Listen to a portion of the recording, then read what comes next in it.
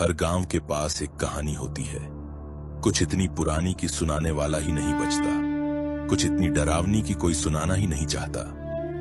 आज मैं आपको सुनाने जा रहा हूं एक ऐसी ही कहानी, एक ऐसी कहानी जो सिर्फ बरसाती रातों में फुसफुसाई जाती है। आखिरी सवारी की कहानी। बरसात से भरी एक शाम थी।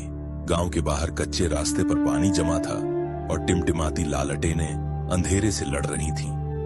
रामकिशन की छोटी सी टपरी बांस और टीन की बनी में कुछ गांव वाले तूफान से बचकर बैठे थे। हवा में भीगी मिट्टी की खुशबू, गर्म चाय की भाप और गीली लकड़ी का धुआं घुला हुआ था। टीन की छत पर बारिश ढोल की तरह बज रही थी। पुरानी चौकियों पर बैठे लोग बेचैन नजरें बदल रहे थे। अरे कालू, रामकिशन ने चाय डालते हुए कहा। ये बारिश तो रुकने का नाम ही नहीं ले रही। हाँ रामकिशन, बूढ़े कालू ने कहा। आंखें बाहर अंधेरे पर टिकी थीं। ऐसे मौसम में कोई जंगल वाले रास्ते की तरफ नहीं जाता। वो सब पुरानी कहानियां हैं कालू। अब कौन मानता है ऐसी बातें। हल्की हंसी गूंजी, मगर उसमें डर छुपा था। तभी एक आवाज सुनाई दी। लकड़ी के पहियों की चरमराहट, बैल की घंटियों की धीमी झंकार। सब लोग सन्न रह गए। आवाज पास आती गई। टपरी के बाहर एक बैलगाड़ी आकर रुकी। परतों के बीच उन्होंने देखा एक आदमी, पूरी तरह भीगा हुआ, फटी पुरानी ओढ़नी लपेटे। उसकी आंखें सियाह और खोखली। वो अंदर आया और गीले पैरों के निशान छोड़ता चला गया। भाई, रामकिशन बुदबुदाया। कहां से आ रहे हो? ये रास्ता तो अब कोई चलता ही नहीं। उस आदमी ने हल्की मुस्कान दी। जंगल के उस पार से। टपरी में सन्नाटा छा गया। सिर्फ बारिश की आवाज थी। सब जानते थे, पिछले 10 साल से कोई उस जंगल के पार नहीं गया।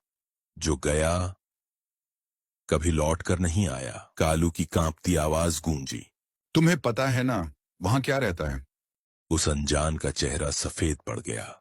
उसकी आवाज धीमी हो गई। कल रात मैंने उसे देखा। उसका नाम मत लो। कालू चिल्लाया। हाथ कांप रहे थे। ऐसी बातें उसे वापस बुला लेती हैं। लेकिन आदमी बोलता रहा। उसके हाथ कांप रहे थे। गिलास मुश्किल से पकड़ पाया। मैं बैलगाड़ी चला रहा था कि अचानक धुंध छा गई। धुंध के बीच एक औरत खड़ी थी, सफेद कपड़ों में, लंबे बाल, चेहरा छुपा हुआ, रास्ते के बीच अकेली खड़ी। कोई आवाज नहीं हुई, मानो तूफान भी थम गया हो। मैंने सोचा कोई गांव वाली होगी। मैंने गाड़ी धीमी की, लेकिन जैसे ही बैल उसके पास पहुंचे, वो पीछे बैठ गई। बस चुप रहो। कालू ने चौकी पर हाथ पटका। ये वही आत्मा है, तालाब वाली औरत। बिजली कड़कती है। एक पल के लिए उसकी परछाई दरवाजे पर दिखती है। भीगे कपड़े, टपकते बाल, सफेद आंखें अंदर झांक रही थीं। रामकिशन की लालटेन बुझ गई। अंधेरा पूरे टपरे में फैल गया। सिर्फ बैलों की घंटियां सुनाई दे रही थीं। कौन है? रामकिशन की आवाज कांप रही थी। कोई जवाब नहीं, सिर्फ पानी की बूंदें जमीन पर टपकने की आवाज। कालू फुसफुसाया। वो आ चुकी है, वो औरत जो 10 साल पहले तालाब में डुबोई गई थी।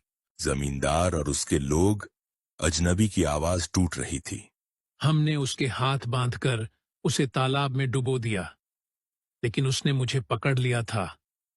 मैं किसी तरह बच निकला, पर उसने कसम खाई थी, वो लौटेगी। मतलब रामकिशन की आंखें फैल गईं। तुम वही बैलगाड़ी वाले हो? आदमी ने सिर झुका लिया। हाँ, और आज वो मेरे साथ फिर सवारी कर रही है।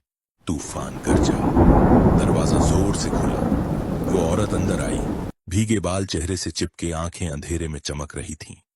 बाहर बैलों की घंटियां तेज हो गईं, मानो गाड़ी इंतजार कर रही हो।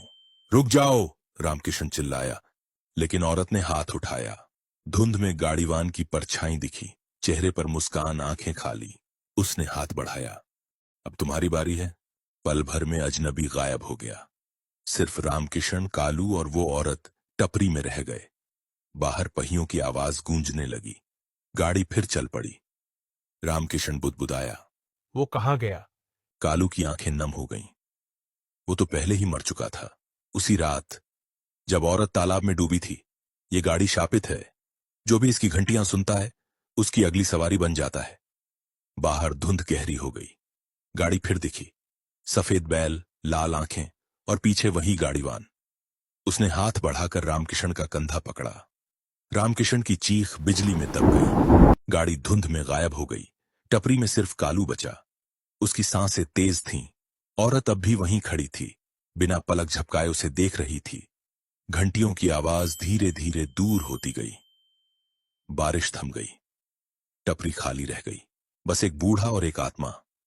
कहते हैं, बरसाती रातों में अगर बैलों की घंटियों की आवाज सुनाई दे तो रास्ता बदल लो। पीछे मत देखो, मत सुनो, वरना तुम भी बन जाओगे बैलगाड़ी वाले की आखिरी सवारी।